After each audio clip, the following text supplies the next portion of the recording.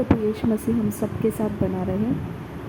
मैं आज जो सिखाने जा रही हूँ वो पर्टिकुलरली मेरे चैनल को फॉलो करने वालों के लिए मैं बोल रही हूँ। पर्टिकुलरली ओके, बहुत विशेष तरीके से बता रही हूँ। आप लोग सोच रहे होंगे कि मैंने जो 50 आवर्स का और जो लंबे लंबे आवर्स मैंने डालकर रखे थे प्रार्थना के, 21 आवर्स, 50 आवर्स, 9 आवर्स, है ना। तो उसके बाद मैं प्रार्थना अपलोड नहीं कर रही हूँ, है ना। उसके बाद मैं क्या कर रही हूँ, वचन को ही आगे लेकर जा रही हूँ। पवित्र बाइबल के अध्याय हम पढ़ते जा रहे हैं।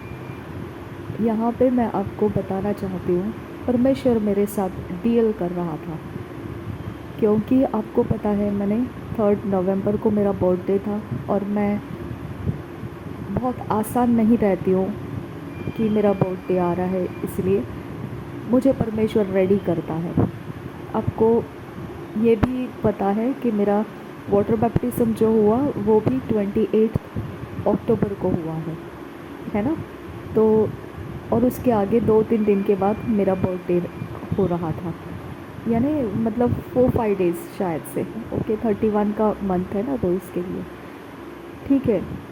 तो ये परमेश्वर का योजना मेरे लिए एक साइकिल की तरह चलता आया है। वो हमेशा मेरे बर्थडे के पहले फर्स्ट थिंग मुझे वाटर बैप्टिज्म दिलाया बर्थडे गिफ्ट में, है ना। और नेक्स्ट उसके बाद हर साल बर्थडे के पहले परमेश्वर मेरे से फास्टिंग करवाता है, मुझे रेडी करता है। जैसे ही मैं 15 अक्टूबर से आगे निकल आती हूँ तो वहाँ से मेरा रेवलेशंस मुझे मिलने लगता है, प्रकाशन मिलने लगता है। और जब नवंबर मंथ आना होता है उसके 2-3 महीने पहले से परमेश्वर मुझे बीत गए समयों के बारे में बातें करने लगता है, और अब उसके कनेक्शन में आगे कैसा जाना है उसमें तैयार करने लगता है। मैं ऐसे कुछ टॉपिक्स लेकर चलना शुरू कर देती हूँ, ऐसे 2-3 महीने पहले, नवंबर के 2-3 महीने पहले ऐसे टॉपिक्स लेकर शुरू हो जाती हूँ जो मुझे आने वाले नवंबर के बाद आने जो समय है, मेरा नया शुरुआत रहेगा बर्थडे के बाद का, वहाँ से मुझे वो टॉपिक्स को प्रैक्टिस में आ चुका होगा और मैं प्रोफेशनल तरीके से उसको यूज़ करना स्टार्ट कर दूँगी। यानी परमेश्वर मुझे इक्विप कर रहा होता है, और ये बहुत अद्भुत है, बहुत डिफरेंट परमेश्वर का इस प्रकार से हमारे साथ चलना, और उसने हमको इम्पोर्टेंस देना। वो हमारे सारे बातों को स्ट्रैटेजी करता है, युक्ति में बदल देता है, और उस युक्ति के अनुसार वो पूरा करता जाता है। ओके, और ये बातों को हमने देखना है कि इस बार परमेश्वर ने जो दिया है, पहले तो मैंने आपको बताया लास्ट ईयर हमने इब्रानियों के पत्री के ऊपर पूरा ध्यान करने के लिए मैंने आपको बोला है। ये साल भी मुझे छोड़ा नहीं, परमेश्वर ने खींच के दोबारा मुझे इब्रानियों के पत्री के अंदर, ऐसे बोलते हैं ना, खदेड़ते हुए लाया है। ओके, मेरे ऊपर से वो अध्याय निकल नहीं जाता है, और वो बहुत कुछ परमेश्वर का काम मेरे समझ में लेकर आता है। ठीक है, आपके लिए मैं इस वक्त का बता रही हूँ, इस बार क्या हुआ है। और मैं आपको ओपनली बोलती हूँ, मुझे किसी की परवाह नहीं है जो मुझे सुनना नहीं चाहते। I don't care for them. Okay, और जो सोचते हैं कि वो लोग बहुत बुद्धिमान है इसके बारे में,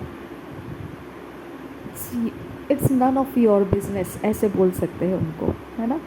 तो हम यहाँ पर जो बात कर रहे हैं ना, it's none of their business.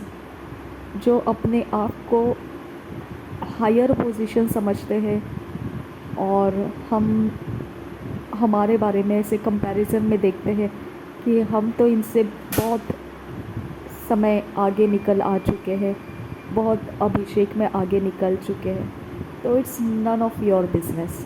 हाँ, तो आपने ये बातों की तरफ आना भी नहीं है, देखना भी नहीं है, सुनना भी नहीं है।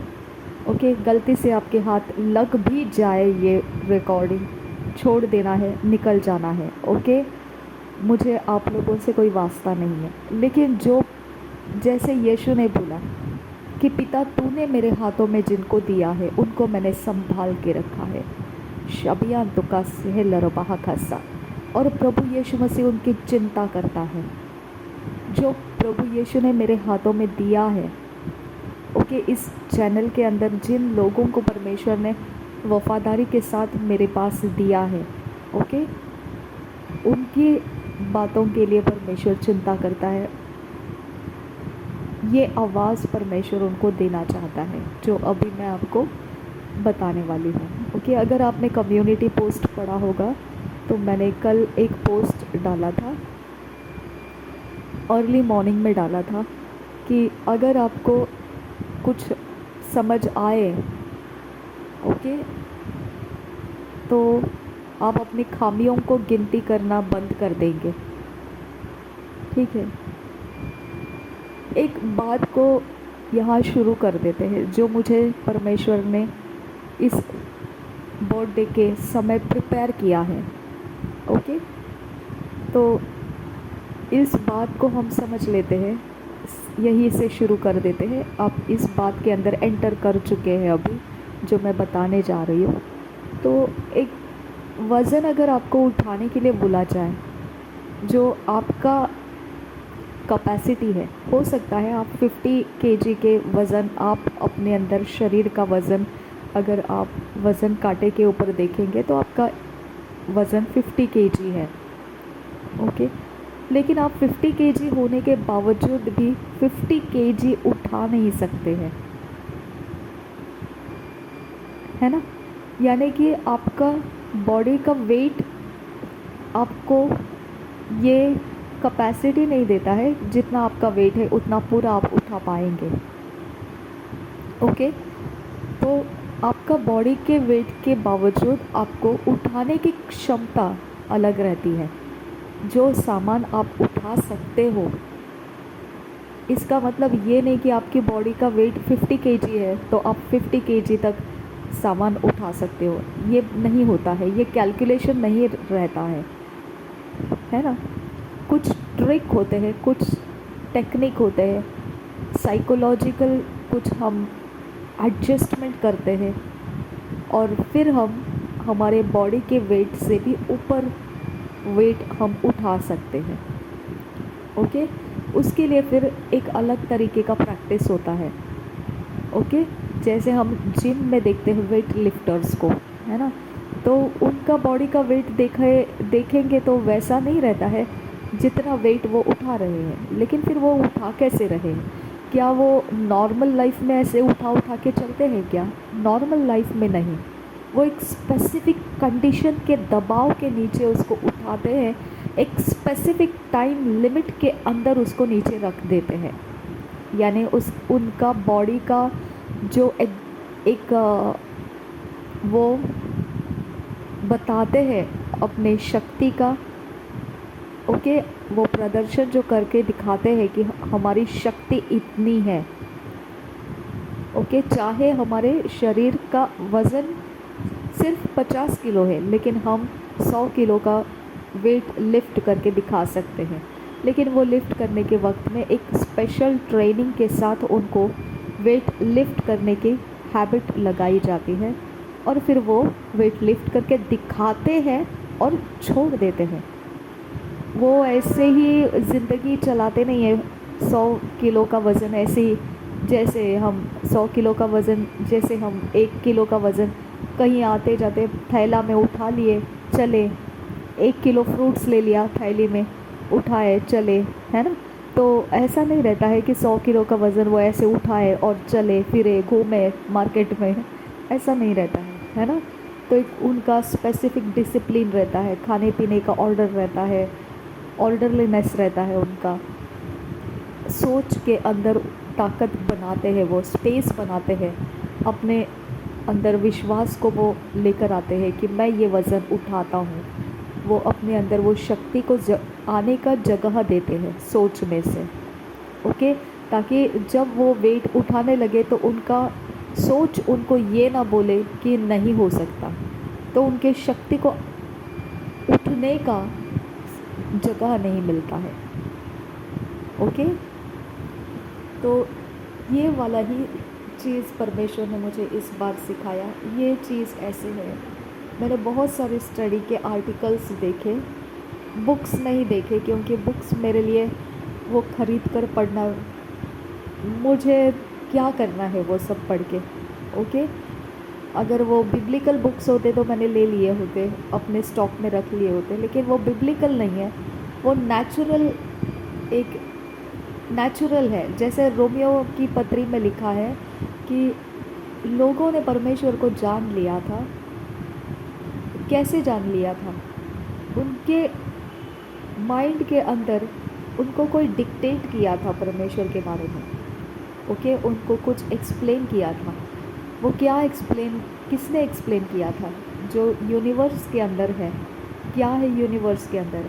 आसमान है, ज़मीन है, समंदर है, जीव जंतु है, पेड़ पौधे हैं, फॉरेस्ट है, पहाड़ है।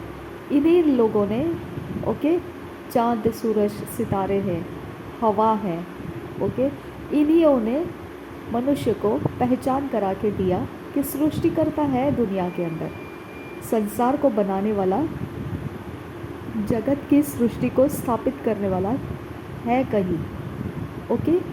तो इसके वजह से परमेश्वर बोलता है उनको मालूम पड़ गया था, फिर भी उन्होंने उस सत्य के अनुसार काम नहीं किया, बहक गए और भुला दिया कि सृष्टि करता है, और सृष्टि की वो उपासना करने लगे, ओके। तो वही बातों में से मुझे कुछ सीखने के लिए मैंने उठाया, मतलब परमेश्वर की आत्मा ने मुझे लीड किया, माय डियर फ्रेंड्स। मैं खुद होके, मुझे ना, मैं कहूँ तो मुझे ये सारी टॉपिक्स ऐसे हैं ना कि खोदने जाती हूँ पहाड़ और निकलता है चूहा, तो मुझे बोर हो जाता है ये सारे टॉपिक्स के ऊपर मन लगाना, ओके। कुछ है ही नहीं उस बात के अंदर, कोई खासियत ही नहीं है उसके अंदर कि मैं उसके बारे में कुछ बात करूं। लेकिन हमको जब हमारे लिए कुछ सीखने का होता है ना, तो हमारे लिए ये हो जाता है कि जैसे हम एक सब्ज़ी बनाने के लिए लेते हैं, उसमें तेल लगता है, उसमें सरसों के दाने लगते हैं, जीरे लगते हैं, है ना, हल्दी लगती है उसके अंदर, फिर मिर्च मसाले लग जाते हैं, फिर उसके अंदर सब्ज़ी को रखा जाता है, फिर उसको पानी दिया जाता है, नमक दिया जाता है, फिर उसको पकाया जाता है, फिर एक लिमिट के बाद उसको हम यूज़ करने के लिए लेते हैं, हम उसको खाने के लिए परोस लेते हैं, राइट। तो यही होता है जब हमको परमेश्वर एक टॉपिक सिखाने को लेता है, तो वो कंप्लीट सराउंडिंग में हमको घुमाता है। वो उसके लिए पावर ऑफ डार्कनेस कोई चीज़ नहीं है, लेकिन वो हमको वहाँ भी घुमा के लाता है। उसके लिए दुष्ट आत्मा कोई चीज़ नहीं है, लेकिन हमको उधर से भी कुछ घुमा के लेकर आता है।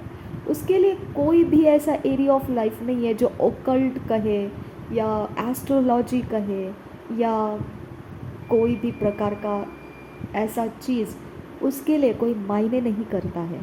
वो हमारे लिए मायने करता है, क्योंकि परमेश्वर का वचन हमको दिया गया है कि तुमने इन बातों के अंदर ताक झाक भी नहीं करना है।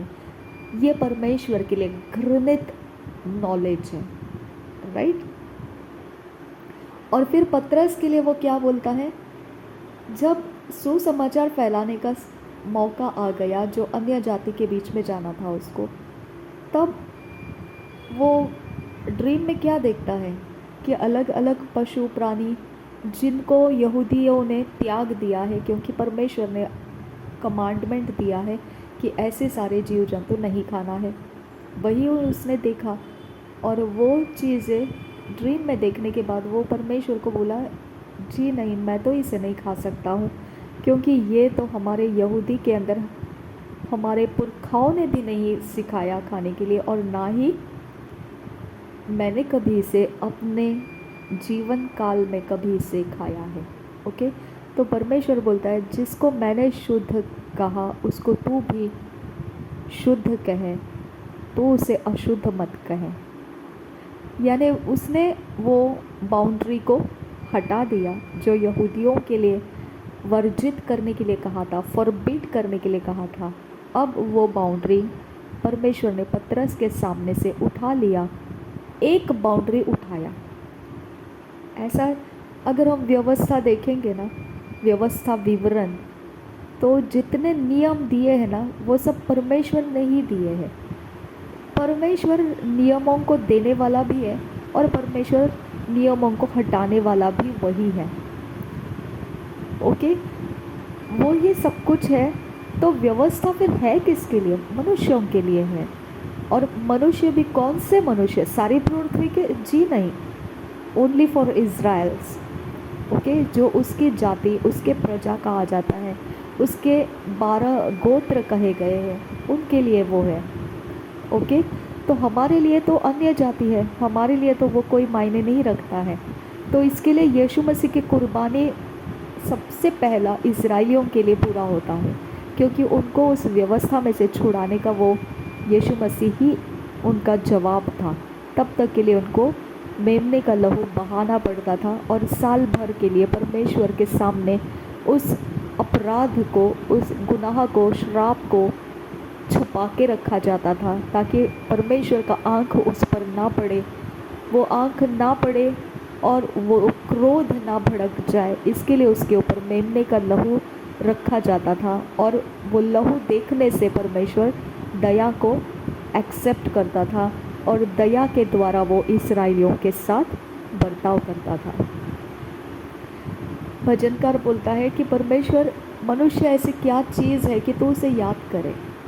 रबन तकासिया लरबाओ कासा बेरे बेकसे है को बना लरबाओ से, वो एक धूल के समान है।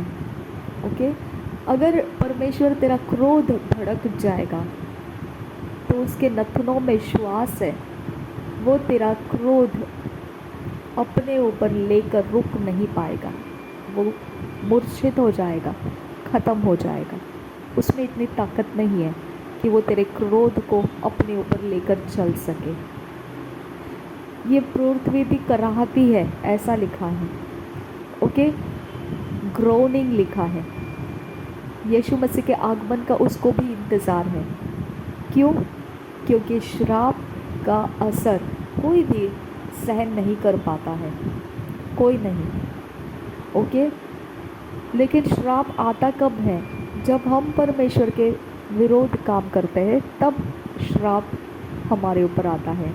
व्यर्थ से कोई हमको परेशान नहीं कर सकता है, व्यर्थ के साथ कोई हमारे साथ दुश्मनी नहीं करता है, व्यर्थ के साथ कोई बीमारी नहीं आती है। व्यर्थ में ही बस मन किया कोई आ गया हमारे साथ लड़ने के लिए, ऐसा नहीं रहता है। ओके, मन किया बस कुछ कर दिया किसी ने गलत हमारे साथ, ऐसा नहीं होता है। ओके, जहाँ आदम शुरू किया गया है वहाँ से लेकर आज तक हमारे पीढ़ी के अंदर जिस ब्लड लाइन में से हम जन्म लेते लेते लेते आज पहुँचे हैं, ये ब्लड लाइन परमेश्वर के सामने है। ये ब्लड लाइन के अनुसार परमेश्वर हमारा न्याय, और बीच रास्ते में जितने लोगों ने जो जो काम किए हैं वो सब कुछ काउंटिंग किया जाता है और परमेश्वर के सामने उसके हिसाब लिए जाते हैं, और उस हिसाब से हमारे ऊपर विपत्तियाँ आती हैं। इसके लिए मैं कभी विचलित नहीं होती हूँ। जब मैं सुनती हूँ कुछ भी बैड न्यूज़, कहीं पर भी कुछ हो रहा है, मैं विचलित नहीं होती हूँ। जैसा करनी वैसा भरनी है। ओके, परमेश्वर का दया है कि हम उस भरने के अंदर जीवित है। आज भी हम भी भर रहे हैं कहीं ना कहीं। हमने भी अपने ब्लड लाइन के अंदर से आज जो हम जी रहे हैं, ये हमारी करनियाँ हैं जो ब्लड लाइन के अंदर से आई है, और उसी को हम जी रहे हैं। लेकिन खुदा का शुक्र है कि हम जी रहे हैं। ओके, जीवितों के पृथ्वी के ऊपर हम जी रहे हैं, मूर्छित नहीं हुए, क्योंकि परमेश्वर धीरे से एक सॉफ्ट कॉर्नर रखा हुआ है जो हमको ताकत देता है और हम उस कड़ी परीक्षा के बीच में भी बचकर आगे निकल आते हैं। कैसे समझाए आपको, कैसे समझाए आपको? समझ में आ रहा है ये आपको? मैं ये ऐसे डायलॉग्स में इसलिए नहीं मार रही हूँ कि मैं किसी के स्टाइल मार रही हूँ, नहीं। मैं सच में इतनी, क्या कहते ना, इतना खालीपन हो गया है मेरे अंदर कि मुझ में अब सिर्फ इतना ही बाकी है कि परमेश्वर और मैं, और कुछ भी नहीं है। ओके, तो जितना गहराई से मुझे समझ में आता है वो मेरे अंदर का संसारिक खालीपन हो चुका है मेरे अंदर। ओके, और ईश्वरीय वज़न मेरे अंदर बढ़ चुका है। इसकी वजह से ये समय ऐसा रहता है कि मैं समझ पा रही हूँ, लेकिन सामने वाला इंसान उसको एक्सेप्ट कर नहीं पाता है, क्योंकि उसके अंदर संसार भरा हुआ है। जितना संसार भरा हुआ रहेगा उतना आप परमेश्वर के वज़नदार कामों को एक्सेप्ट नहीं कर पाओगे। ये वज़नदार बातें हैं जो मैं आपको बता रही हूँ, और इसके लिए मैं ऐसे डायलॉग्स मेरे अंदर से निकलता है कि कैसे समझाऊँ मैं आपको, क्योंकि ये समझने वाला इंसान ज़िंदगी के बड़े पोजीशंस पे उठ सकता है, लेकिन उसको वो बड़ा पोजीशन व्यर्थ लगता है क्योंकि संसार भरा है उसके अंदर। अगर आप संसार का एक बड़ा पोजीशन उसको दिखाओगे तब उसके अंदर एकदम उत्साह आ जाएगा कि यस बॉस, ये तो कुछ बात कर रही है जो मुझे तो लेना चाहिए इससे, है ना। लेकिन मैं संसार के विषय में नहीं बोल रही हूँ, इसीलिए मैंने ये बोला काश आप लोग समझ पाते इस बात को, ताकि आपका जो पोजीशन है ऊंचा उठ जाता। ठीक है, तो ये डायलॉग्स नहीं है, ये सच में मेरे अंदर का परमेश्वर के साथ का जो भरा हुआ अनुभव है उसमें से मैं आपको ये बताती हूँ। ओके, तो यहाँ आपको मैंने बताया कि परमेश्वर कैसे हमको स्टडी करवाता है। वो सारी दिशाओं में से सब कुछ निकाल के लाता है। उसके लिए कोई मायने नहीं करता है कि ये करना फॉरबिडन है, वो करना एक्सेप्टेड है, ये करना श्राप है, वो करना पाप है। उसके लिए मायने नहीं करता, वो सारा हमारे लिए है, मनुष्यों के लिए है। ओके, तो जब परमेश्वर खुद कोई चीज़ के ऊपर से बाउंड्री को उठा लेता है और मुझे वो सीखने देता है, तो एक समय भी रखता है वो कि उसके आगे और नहीं जाना है। ऐसा जब कुछ आता है वो बाउंड्री को लगा देता है दोबारा और मुझे बता देता है बस अभी इतना ही सीखना है तुझे। ओके, तो मैं सारे एरिया ऑफ लाइफ में खुदा से सीखते हुए आई हूँ, सारे एरिया ऑफ लाइफ। ओके, आपको इसीलिए मेरे अंदर से परमेश्वर का बहुत ज़्यादा कुछ मिल जाता है, क्योंकि मैं परमेश्वर से सीखते हुए आई हूँ। ओके, इसके लिए मैं कहती हूँ कि मैं मिशनरी वर्कर बने रहना चाहती हूँ, जिसका कोई वैल्यू नहीं रहता है। ओके, वो सिर्फ एक ऐसा है ना जो खरीदा हुआ नौकर है ना, परमेश्वर का वो खरीदा हुआ है। बस वो उठाता है, फेंक देता है एक हाथ टॉपिक में, सिखाता है सारी चारों दिशाओं से क्या क्या कैसे कैसे, और डाल देता है कुछ काम करने के लिए, ताकि मैं वो सारे सीखी हुई बातों को वहाँ पर इस्तेमाल कर दूँ। ओके, और वो इस्तेमाल सिर्फ पकड़ करने के लिए, बातें करने के लिए नहीं रहता है।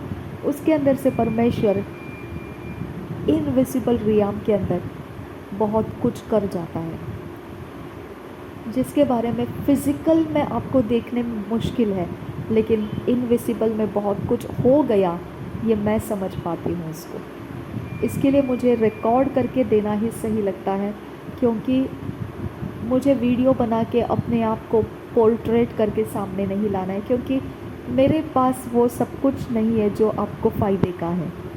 मेरे पास बैड रेप्यूटेशन है, बदनामी है, मुझ पर हर प्रकार की बुराइयां की जाती है। जो शैतान के जगत से है वो सारी चीज़ें मेरे ऊपर फेंके जाते हैं। मुझे देखकर उल्टा आप लोग प्रॉब्लम में आ जाएंगे। ओके, इसके लिए मैं अपने आप को डिस्प्ले नहीं करती हूँ, लेकिन जो मेरे अंदर परमेश्वर ने रखा है वो रिकॉर्ड में से मैं आप लोगों को देते रहती हूँ, है ना।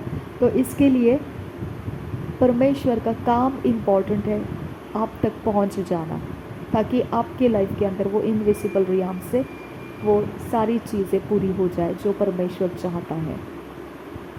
ये परमेश्वर का प्रेम है आप लोगों के लिए, ओके, कि वो मुझे पहले घुमा देता है सारी चीज़ों में, मुझे पहले परीक्षाओं से लेकर जाता है, मुझे पहले धक्के लगाता है, ओके, हर चीज़ वो पहले कर देता है मेरे ऊपर, और फिर बाद में मैं आप लोगों तक पहुंचने के वक्त वो सारी चीज़ें एकदम परिपक्व होकर आ जाती है, इक्विप करके मुझे आप लोगों के बीच में खोल देता है। ओके, तो इस तरह से ये बातें हैं। अब यहाँ पे मुझे आपको बताना है, जो इस साल मुझे परमेश्वर ने मेरे बर्थडे के दिन जो टीचिंग्स, उसके पहले 3 महीने से लगातार मेरे अंदर कुछ सिखाना शुरू हो गया था परमेश्वर के द्वारा, और मैं वो सीखते हुए चल रही हूँ। अभी मैं कुछ हद तक काम करने के लायक बन चुकी हूँ उन बातों में, और एक्सपीरियंस के द्वारा वो सारी चीज़ें प्रॉफिटेबल तो है ही और परिपक्व भी होती जाएगी। ओके, एक परमानेंट पोजीशन मुझे उसके अंदर मिल गया है। अब उसके आगे का एक्सपीरियंसेस वो गवाहियों में मुझे लोगों से मिलता रहेगा, ठीक है। ये एक एरिया ऑफ लाइफ है जो हम हमेशा बोलते हैं, मुझ में ये खामियां हैं, मुझ में ये कमज़ोरियां हैं, मुझ में ये वीकनेस है। शबंत का सियाल रबाहो को सियांदुरा रीद अल्ब ओक सेहक बना रबाहो को सियांत का सा। ओके, मुझ में बीमारी है, हाँ, मुझ में ये गंदी आदत है, या फिर नहीं, मुझ में से मेरा तो ऐसा ही है, मैं तो ऐसे ही हूँ, है ना। यानी कि आप अपने आप के बारे में बहुत कुछ जानते हैं जो कोई नहीं जानता है, वो सब नेगेटिविटी आप जानते हैं। ओके, पॉजिटिविटी तो आप बड़े मुँह खोल कर बोल सकते हैं, मैंने बस डींग के मार मार के बोल देंगे, ऐसे किया वैसे किया, एकदम पूरी जोश के साथ और बड़ी आवाज़ के साथ लोगों के सामने खड़े होकर बोल्डली बोलोगे, है ना। तो हमको पॉजिटिव बातों के लिए कोई ज़ोर लगाना नहीं पड़ता है, लेकिन नेगेटिव बात को छुपाने के लिए हमको एक एक अकल लगानी पड़ती है ना। फिर एक एक तरीके हम ढूंढ लेते हैं। अगर किसी ने अपमान किया तो उसको क्या जवाब देना है, अगर किसी ने विवाद किया तो उसके सामने कैसे ठहरना है। ओके, अगर कोई आपसे कुछ गलत करवाने जाएगा तो क्या करना है उसके बारे में। ओके, अगर ऐसा वैसा वैसा नेगेटिव के बारे में हम सारे हमने क्या उस समय एक्शन लेना है, और हमने उस नेगेटिविटी जो सामने से हमारे ऊपर डाली जाएगी उसको कैसे हमने डिफीट करना है, ये दुनिया पूरी वही सीखती है, पर्सनालिटी डेवलपमेंट। ओके, लेकिन वो रियलिटी नहीं है, वो एक टेम्पोररी एडजस्टमेंट है, रियलिटी नहीं है वो। ओके, ये टेम्पोररी एडजस्टमेंट है। अब मैं आपको अगर बी एटीट्यूड्स ऑफ जीसस बताऊँ, मत्ती रचित सुसमाचार के 5 अध्याय से लेकर 8 अध्याय तक अगर मैं पूछूँ आपको कैसा है वो बी एटीट्यूड, तो ये पर्सनालिटी डेवलपमेंट में नहीं सिखाया जाता है। एब्सोल्युटली कुछ चीज़ें हैं जो उसमें से ली जाती है, लेकिन बहुत सारी चीज़ें हैं जो वचन में बी एटीट्यूड ऑफ जीसस में कॉन्ट्राडिक्ट हो जाता है, वो ऑपोजिट हो जाता है।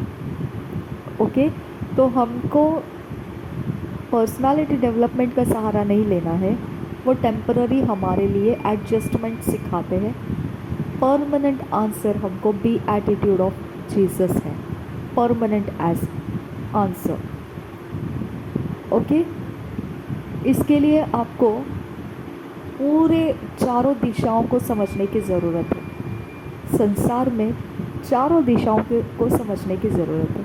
मैं चारों दिशाएं यानी प्रैक्टिकली जो दिशाएं हैं उसके बारे में नहीं बोल रही हूँ, हर एक लाइफ एरिया के अंदर क्या चल रहा है और कैसे हमको बी एटीट्यूड ऑफ जीसस फ़ायदेमंद है, इसको हमें समझना पड़ेगा। जब आपको अगर मैं बोलूँ कि कलर पिंक कलर, लेकिन वो पिंक हमने उसको नाम दिया है, वो बहुत सारे और भी चीज़ें उसके अंदर मिलाई गई है जिसके कारण उसका रंग आया है और उस रंग को नाम हमने दिया है पिंक कलर। जैसा एक मनुष्य है, मनुष्य के अंदर हड्डियां हैं, मांस है, लहू है, सेल्स है, ओके, नर्वस सिस्टम से, बहुत सारे सिस्टम्स है और बहुत सारी प्रक्रिया है उसके अंदर, वो बहुत सारी चीज़ों से कनेक्टेड है और फिर ऐसा कुछ है तो फिर उसको हम बोलते हैं मनुष्य। तो नाम तो बहुत आसान है बोला मनुष्य, लेकिन सिस्टम उसका जो क्रिएशन है वो बहुत कॉम्प्लेक्स है, पेचीदा बोलते हैं ना, वैसे है। उसको एलाबोरेट करके बताना मुश्किल है, लेकिन वो एलाबोरेट करने के योग्य है, तभी तो लोग डॉक्टर्स बनते हैं। डॉक्टर्स लोग पूरे हमारे बॉडी के सिस्टम्स को जानते हैं, साइकोलॉजिस्ट हमारे पूरे माइंड एरिया को वो समझते हैं, इमोशनल एरियाज़ को वो समझते हैं, स्पिरिचुअलिस्ट जादू टोना करने वाले वो हमारे प्राण के साथ आत्माओं को कनेक्ट करना समझते हैं, है ना। तो क्यों है ये लोग स्पेशलिस्ट? क्योंकि सच में उसके अंदर बहुत सारे कॉम्प्लेक्स क्रिएशंस रहते हैं जिसको एकत्रित करके हम उसको सिर्फ एक नाम दे देते मनुष्य। ओके, तो इसी प्रकार से जब हम अपने आप को सीखेंगे कुछ बातों में, तो हमको एक जस्ट नाम देना बहुत आसान है, लेकिन उसके पीछे यानी चार दिशाएं हम ऐसे बोलते हैं, लेकिन वो चार दिशा यानी बहुत सारे लाइफ एरियाज़ हैं जिसको पूरा एकत्रित करने के बाद ही आपको उसके अंदर मास्टरी हो सकते हैं, आप उसके अंदर डॉक्टरेट हो सकते हैं आप। ओके, उसके अंदर आप लीडरशिप का जिम्मेदारी चला सकते हैं, आप लोगों की अगुवाई कर सकते हैं, लोगों के बीच में दिशा दिखाने वाले बन सकते हैं, क्योंकि आप खुद दिशा के अंदर खड़े हो चुके हैं। समझ में आ गया? तो इस तरह से हमको समझना है कि जब हम बात कर रहे हैं वो सारे उन चीज़ों के बारे में है जब हमेशा हमारे सामने जो रहता है वो यही रहता है कि मैं तो इससे ज़्यादा नहीं हूँ, मैं तो इससे कम ही हूँ, मेरे पास तो वो नहीं है जो इसके पास है, मेरे पास तो ये नहीं है। नेगेटिविटी को हमने बहुत आसानी से रखा है अपने अंदर। ओके, नेगेटिविटी का कारण एक ही है, परमेश्वर एब्सेंट है उसके अंदर। नेगेटिविटी और परमेश्वर कॉन्ट्राडिक्शंस में है, ऑपोजिट में है। जहाँ परमेश्वर है वहाँ नेगेटिविटी नहीं है। इसके लिए मैंने आपको क्या बोला, अगर आप नया नियम के प्रेरितों के पत्रियों में से सीखोगे, नेगेटिविटी के ऊपर से आपका कंप्लीट ज़ीरो अटेंशन हो जाएगा, कंप्लीट ज़ीरो, क्योंकि जहाँ नेगेटिविटी है वहाँ परमेश्वर एब्सेंट है। इसके लिए वो लिखा है ना कि तुम सत्य को जानोगे और सत्य तुम्हें छुड़ाएगा। जब सत्य नहीं पता है तो नाश हो जाओगे, सत्य नहीं पता है तो नेगेटिविटी आएगी, क्योंकि सत्य और परमेश्वर इक्वल में है। ओके, लेकिन जहाँ सत्य एब्सेंट है वहाँ परमेश्वर भी एब्सेंट है, और फिर वहाँ नेगेटिविटी भी है और वहाँ पेरिश होना भी है, नाश होना भी है। समझ में आ गया? इसके लिए नेगेटिविटी का हमारे साथ, मनुष्य के साथ सिर्फ एक ही रिश्ता है, हमारे ब्लड लाइन के अंदर जिसने जो भी किया होगा वो करनियों का असर हमारे नेगेटिविटी में हमको देखने को मिलता है। सारी हमारी नेगेटिविटी हमारे करनियों के अंदर से है। ओके, हमारे ब्लड लाइन के अंदर से जो लोग जीते हुए आए हैं उसी खून को हमने कैरी फॉरवर्ड किया है। अगर अभी आप शादीशुदा होंगे और आपके बच्चे हो तो वो भी कैरी फॉरवर्ड करेंगे। जो नेगेटिविटी आपके ब्लड लाइन के पूर्वजों के अंदर की है वो सब कैरी फॉरवर्ड हो जाएगा। ओके, तो ब्लड के अंदर जितने भी पॉजिटिव या नेगेटिव है वो सारा लाइफ टाइम में मैनिफेस्ट नहीं होता है, सब कुछ नहीं मैनिफेस्ट होता है। कुछ कुछ चीज़ें मैनिफेस्ट हो जाती है और कुछ चीज़ें नहीं होती है, लेकिन फिर वो अगले पीढ़ी में देखने को मिलती है। जो पिछले पीढ़ियों में नहीं हुआ है अगली पीढ़ी उसे कर दिखाती है। तो हम बोलते हैं हमारे बाप दादाओं ने कभी इसे नहीं किया है, ये कहाँ से आ गया, इसके अंदर कहाँ से आ गया, आपके जीनियोलॉजी में है वो। समझ में आ गया?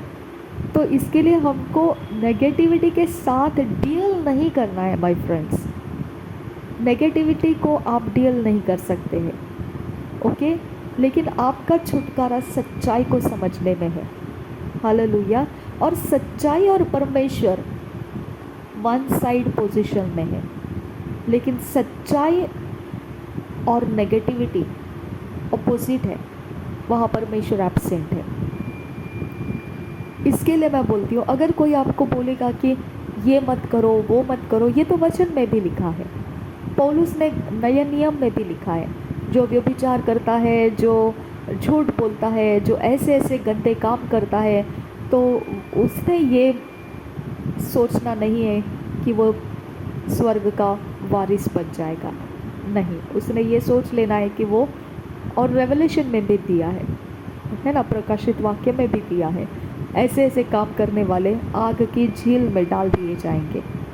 ओके, तो हमारी कोई नेगेटिविटी जो है जिसके बारे में न्याय खुद बताता है परमेश्वर का, जो ऐसा न्याय है जिसके साथ हम कोई कॉम्प्रोमाइज़ नहीं कर सकते हैं। शापांतर रहा लरबा कस्सा, आप रूट पॉइंट में चले गए हैं।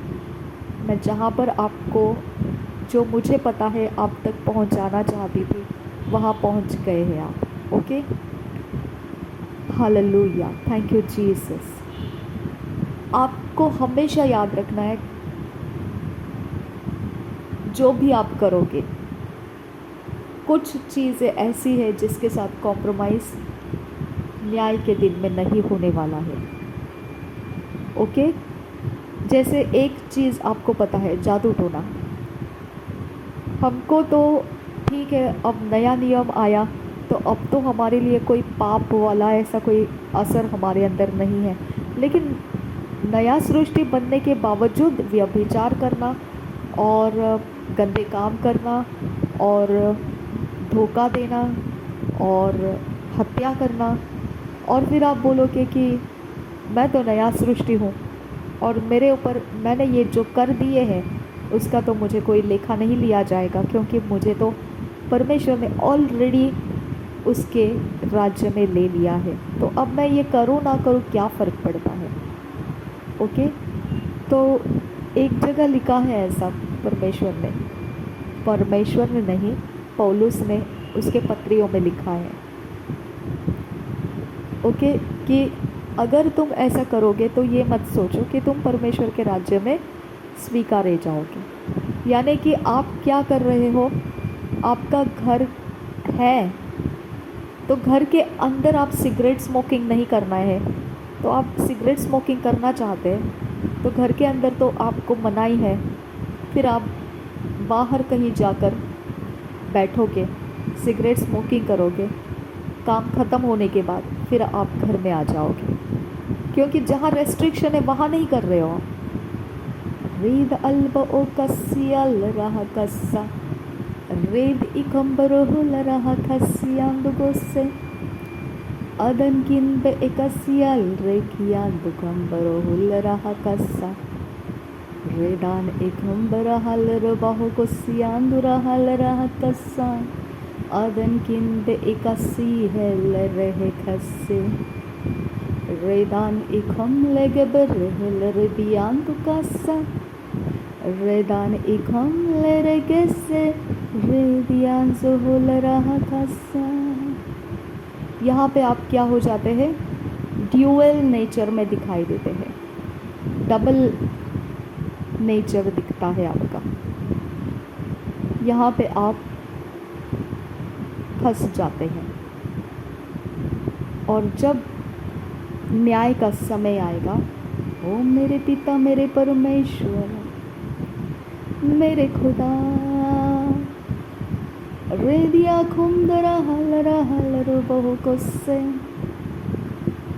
रेदान एको बुरो हुलरा हकासियान दो गोहोसे रिदाल एक ही आंदोगो होस्से। आप फंस जाओगे वहाँ पर। जब न्याय का समय आएगा आप फंस जाओगे। ओके। ओ मेरे खुदा मेरे यीशु मेरे आबा फादर मेरे यहोवा मेरे आबा पिता। ओके। यहाँ पे आपको ध्यान रखना है, आप भले ही परमेश्वर के अंदर हैं, लेकिन कुछ काम आप करना चाहते हो जो परमेश्वर के दायरे में परमिटेड नहीं है, उसको परमिशन नहीं है।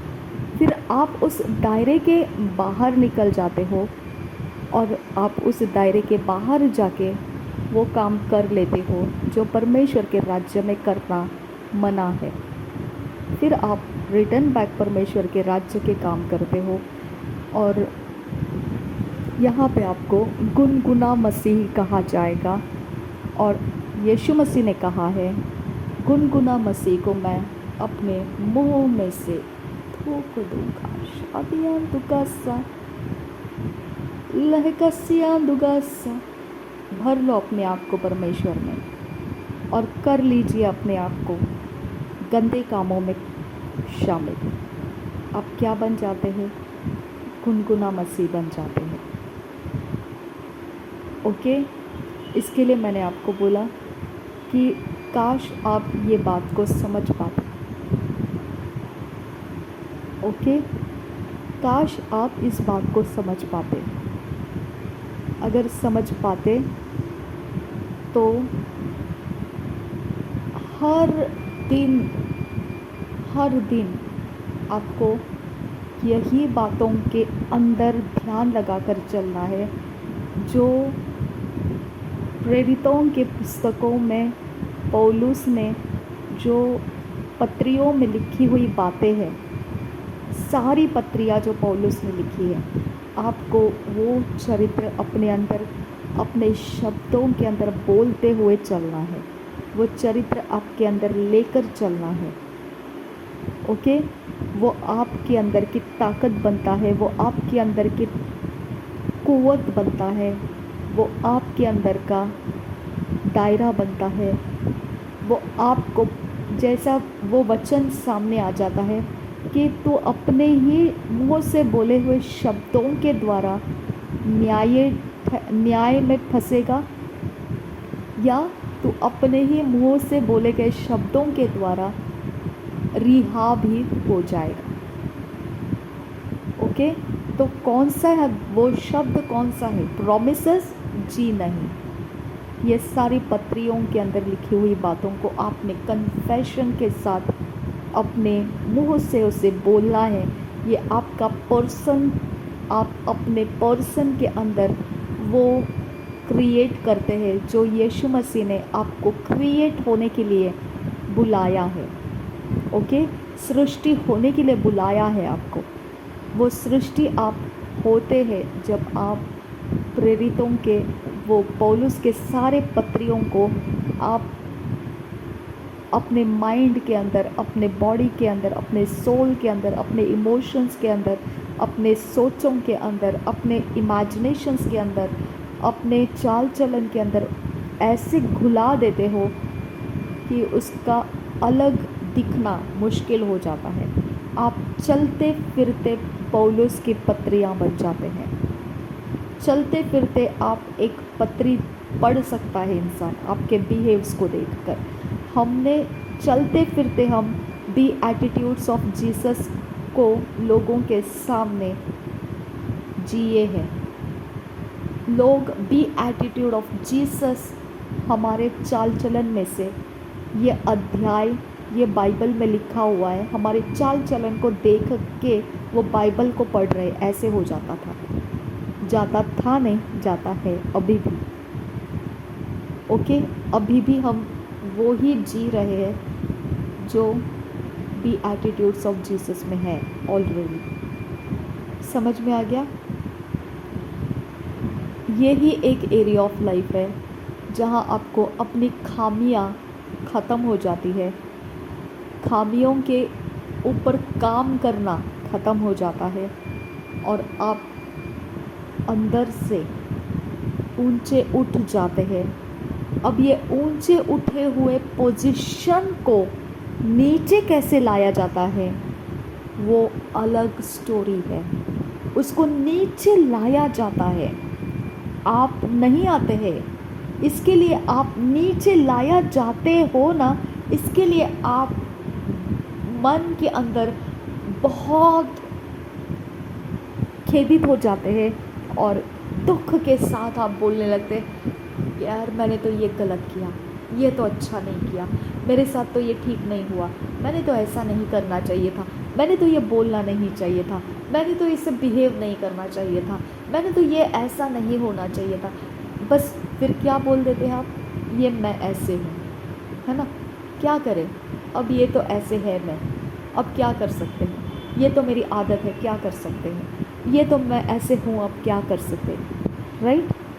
ये तो मेरी बीमारी, इसकी वजह से मैं बीमार गिरती हूँ, या इसकी वजह से मैं कुछ लॉस में जाता हूँ, इसकी वजह से मेरा कुछ नुकसान हो जाता है। फिर हम उसके रिजल्ट्स को बताते हैं कि हाँ वो है मेरे वीकनेस, मेरी कमज़ोरी, मनुष्य हूँ ना, वो मेरी कमज़ोरी है ना, इसकी वजह से तो मेरा ऐसा हो रहा है, इसकी वजह तो लड़ाई झगड़े हो जाते हैं, इसकी वजह से तो मेरा नुकसान हो जाता है। ए बॉस, ये नहीं है। आपको इस स्तर में इस रिजल्ट को देने के लिए किसी ने आपको खींच के नीचे लाया है। रीद अकबरा हुलरा हलरा खस्सा एरबो को सिया दुकम्बरा हलरो बहा खस्सा।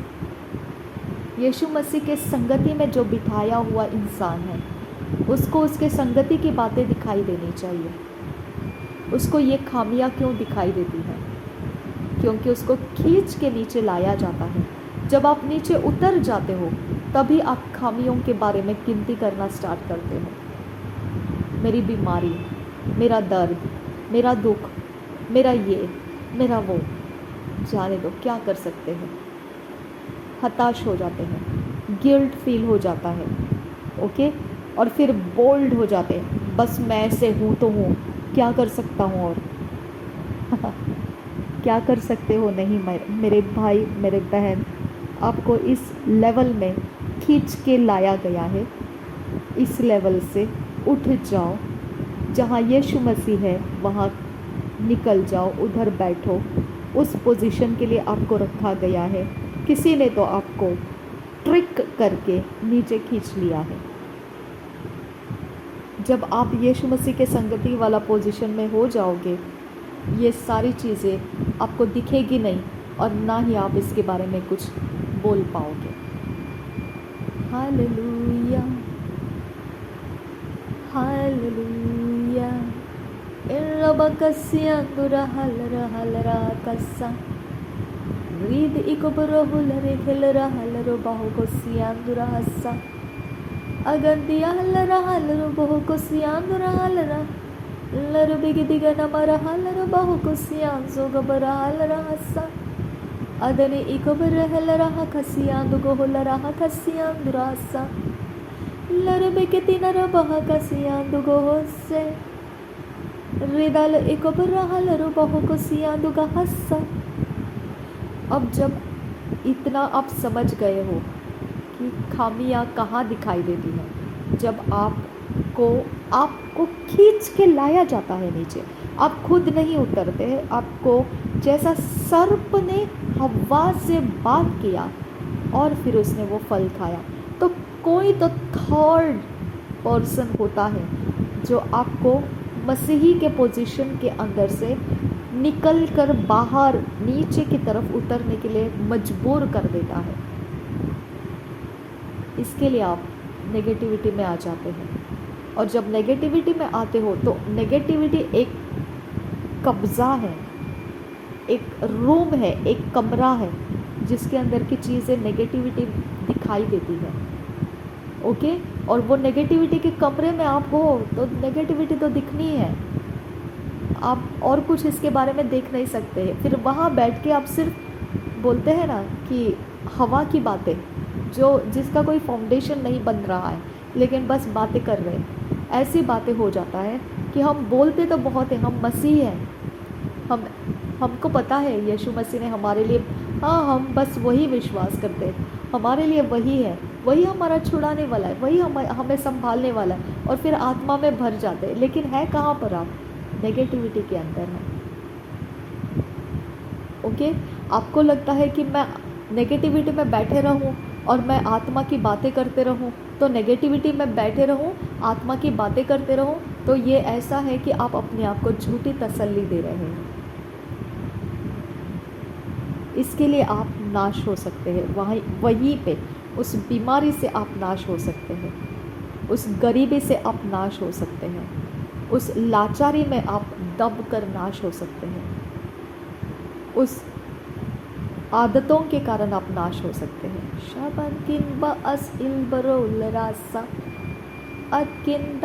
मेरी प्रजा अज्ञानता के कारण नाश होती है।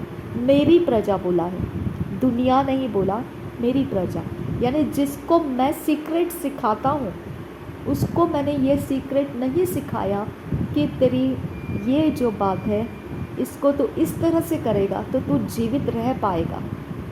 जैसा यीशु मसीह ने कहा, अगर जो मेरा लहू खाता है और लहू पीता है और मांस खाता है, उसके अंदर मैं हूँ और वो मेरे अंदर है, और अनंत काल के जीवन में वो प्रवेश कर चुका है ना। वैसा जब परमेश्वर हमको बताएगा कि ये चीज़ जो तेरी है, यहाँ रहना, इससे बाहर निकलने का रास्ता ऐसा है, जब तू इस तरह से करेगा तो इसका अंत में ये होगा कि तू इससे बाहर रहेगा और बच जाएगा, तो इस बीमारी से बच जाएगा। ओके, उसने एक प्रोसीजर बताया था। जब हिजकिय्याह राजा जो था उसको बचने का था, तब परमेश्वर की ओर जब वो गिड़गिड़ाया तो उसको एक स्ट्रैटेजी दिया, युक्ति दिया कि इस तरह से अंजीर के लेप जो लगाना है वैसे उसके ज़ख्मों पर लगा दे तो उससे वो हील हो जाएगा, चंगा हो जाएगा। जैसे वो कोढ़ से ग्रस्त वो राजा था, उसके लिए एक छोटी यहूदी लड़की ने जाकर बोल दिया तो उसने वो बात मान लिया और वो भविष्यद्वक्ता के द्वारा वो खुल गया, उसका बीमारी निकल गया। ओके, तो नेगेटिविटी के लिए एक सीक्रेट परमेश्वर ने आपको बताना चाहिए, तभी जाके आप एग्जैक्टली विथ कॉन्फिडेंस बोल सकते हैं, मैं बच गया, मैं बच गया। बीमारी के बीच में खड़े होकर बोल सकते हैं, मैं बच गया। क्यों पता है? सीक्रेट मिल गया आपको।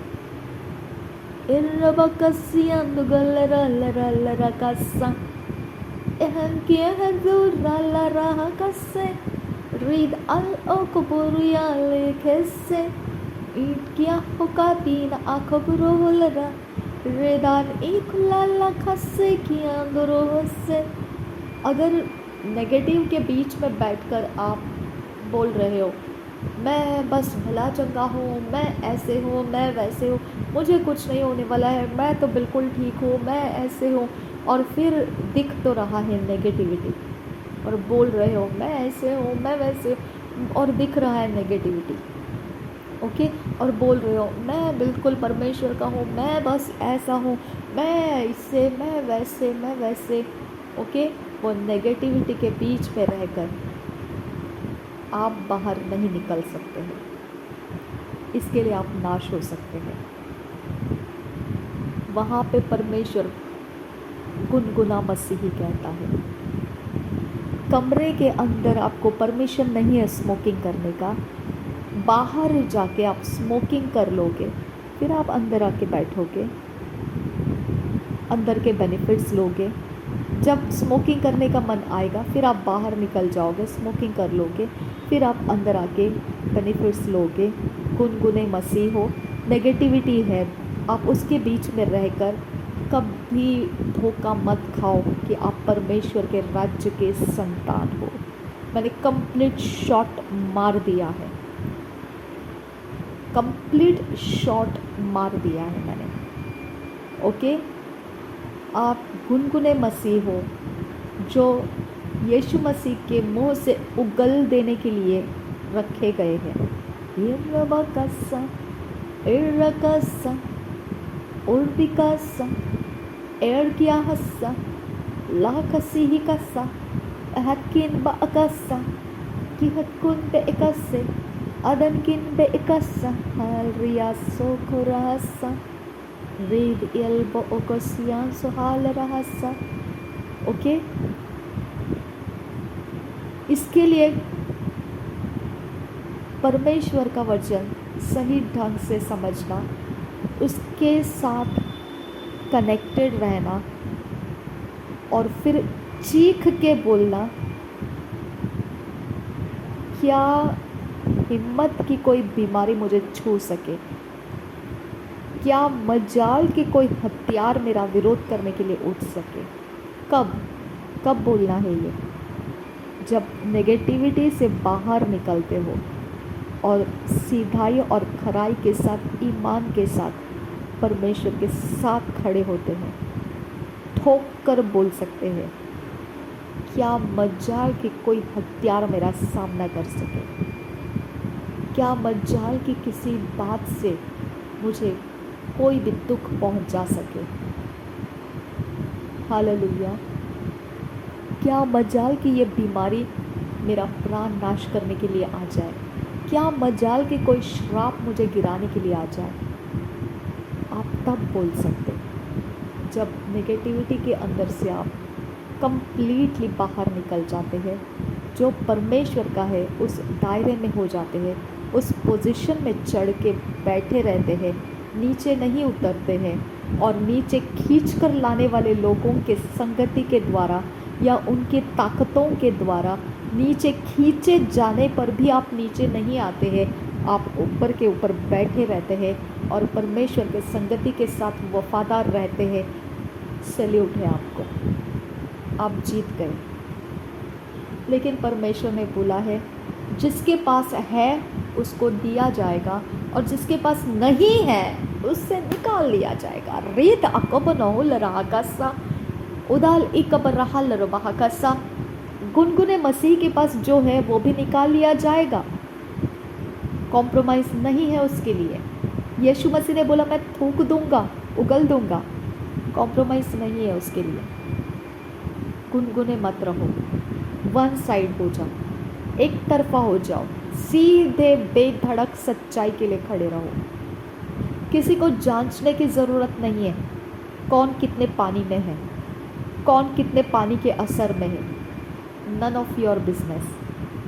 ओके, आप अपना देखो, माइंड योर ओन बिजनेस। वफादारी के साथ, एक मन के साथ, एक शक्ति में, परमेश्वर के आत्मा के द्वारा, यीशु मसीह के संगति में, पिता के साथ, पिता की सेवा करने में लगे रहो। ओके, बाकी सब भुला दो, अपने दिमाग से हटा दो। नेगेटिविटी आप नहीं हो। नेगेटिविटी अगर आप है तो गुनगुने मसीह है। नेगेटिविटी आप नहीं हो, समझ में आ गया आपको, तो नाश होने से बच जाओगे। आपको ज़बरदस्ती किसी ने नीचे खींचा होगा, नेगेटिविटी का असर आपको दिख रहा होगा, ऊपर उठ जाओ, परमेश्वर से माफ़ी मांग लो, अपने रास्ते बदल दो। और ना ही बाहर जाके स्मोकिंग करना है, ना घर के अंदर उसकी डिज़ायर रखना है, और ना घर के अंदर बैठ के दूसरों को जांचना है कहीं कोई स्मोकिंग तो नहीं कर रहा है, कहीं कोई छुप छुप के स्मोकिंग करके आया हुआ तो नहीं है। डोंट वरी, उसकी चिंता आपको नहीं करनी है। ओके, कौन कोई व्यभिचार तो नहीं करके आया है, कौन किसी ने कुछ ये तो नहीं। डोंट वरी, सबको अपने अपने हिस्से दे दिए हैं परमेश्वर ने। और परमेश्वर ने बोला तेरे सिर के ऊपर जो बाल है मैंने उसको भी गिनती करके रखा है। तो हमारे साथ संगति में कौन क्या करके आता है और कौन क्या नहीं करके आता है उसका हिसाब परमेश्वर के पास है। ओके, उसको एग्जैक्ट टाइम के ऊपर लड़खड़ा दिया जाएगा। हालेलुया। इसके लिए जो इंसान को परमेश्वर गिरा देना चाहता है वो परमेश्वर को पता है किसको गिरा देना है। जो इंसान को परमेश्वर बनाए रखना चाहता है वो परमेश्वर को पता है किसको बनाए रखना है। लेकिन बैक ऑफ द माइंड उसका कंप्लीट काउंट किया जाएगा कि वो परमेश्वर के साथ कैसा जी रहा है, कंप्लीट काउंट किया जाएगा। ओके, तो भूल जाओ आप, मेरे सामने तो भूल जाइए आप कि आप महारथी बन सकोगे। ओके, क्योंकि हर चीज़ को परमेश्वर ने इक्वल टू रिजल्ट्स रखे हैं। ओके, एनीथिंग आप रहो, जियो, अकेले में जियो या सबके सामने जियो, इक्वल टू एक रिजल्ट रखा है। ओके, और कंप्लीट फेथफुली विश्वास योग्यता के साथ परमेश्वर के साथ रहोगे, ठोक कर आप बोल सकते हैं क्या मजाल कि कोई मुझे परमेश्वर के सामने से हटा सके, क्या मजाल कि कोई गरीबी मुझे गिरा सके, क्या मजाल कि कोई बदनामी मेरा परमेश्वर के ऊपर से ध्यान हटा सके, क्या मजाल किसी की। हालेलुया। ताकत कहाँ पर है? आप डबल लाइफ जी रहे हो या सिंगल माइंडेडली परमेश्वर के साथ जी रहे हो। ओके, बाकी फिर क्या रह जाता है? खनखनाने वाले बर्तन, गुनगुने मसीही। ओके, तो गुनगुने मसीह बने रहे, किसका क्या जाता है, हमारा क्या जाता है। लेकिन मैं अपने चैनल के अंदर मेरे लोगों को मैं नहीं चाहती हूँ इस सीक्रेट से वो अज्ञान रहे। मैं मेरे लोगों के लिए ये सीक्रेट खोल दिया है। पक्के मसीही हो जाओ, सिंगल माइंड से परमेश्वर की तरफ देखो।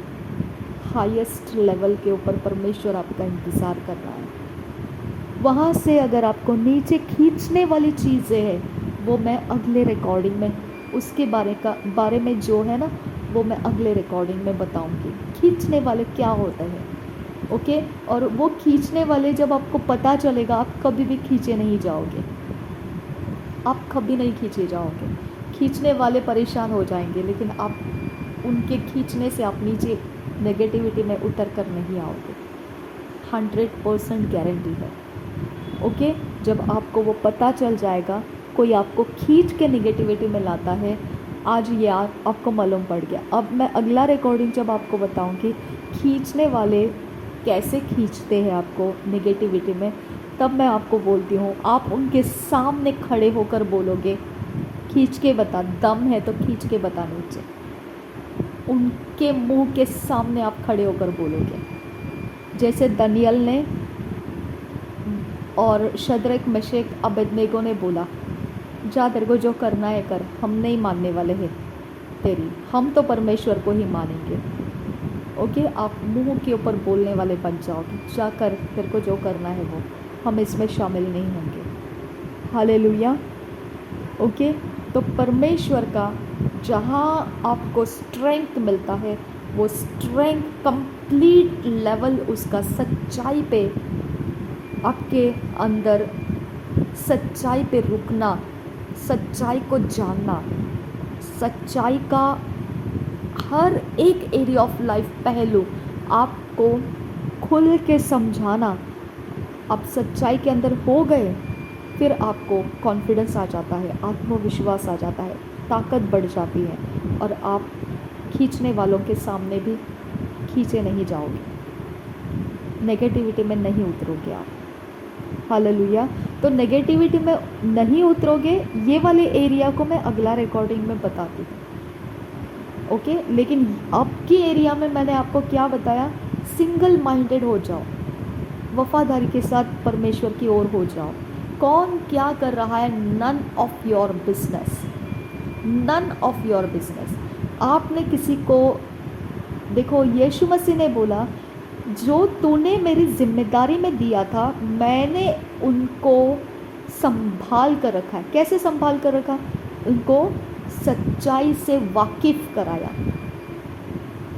ओके, सच्चाई के ताकत में उनको सीक्रेट कुछ भी नहीं रखा।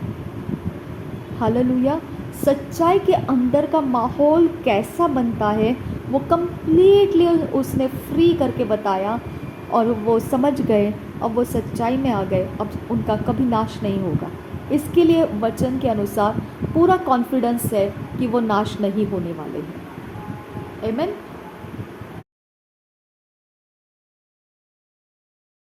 प्रभु यीशु मसीह हम सब के साथ बना रहे। आमीन, आमीन, आमीन।